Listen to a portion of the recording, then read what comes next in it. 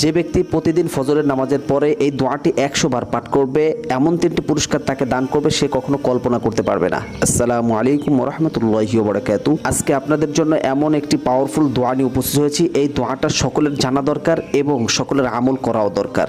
এই দোয়াটা পাঠ করলে 3টি বড় বড় পুরস্কার, যে পুরস্কারের কথা শুনলে আপনি অবাক হয়ে যাবেন। যদি কোনো ব্যক্তি প্রতিদিন ফজরের নামাজের পরে এই নিম্নোক্ত দোয়াটি যদি 100 বার পাঠ করতে পারে, মহান আল্লাহ তাআলা তার রিজিকের পেরেশানি দূর করে দিবেন, জান্নাতের দরজা খুলে দিবেন, তাকে মুনকার নাকির সওয়ালের জবাবে সহযোগিতা করবেন। সুবহানাল্লাহ। তো দোয়াটি জানার আগে ভিডিওতে লাইক, চ্যানেলটি সাবস্ক্রাইব, ভিডিওটি শেয়ার করার অনুরোধ করছি। দোয়াটি হচ্ছে লা ইলাহা ইল্লাল্লাহুল মালিকুল হাক্কুল মুবিন। এই দোয়াটি ইয়াকিনান বিশ্বাস থেকে প্রতিদিন ফজর নামাজের পরে 100 বার পড়ুন। এই বড় বড় 3টা পুরস্কার আপনি হাসিল করতে পারবেন ইনশাআল্লাহ। আমি নিজেও করি এবং আপনারাও করুন এবং ভিডিওটি শেয়ার করুন।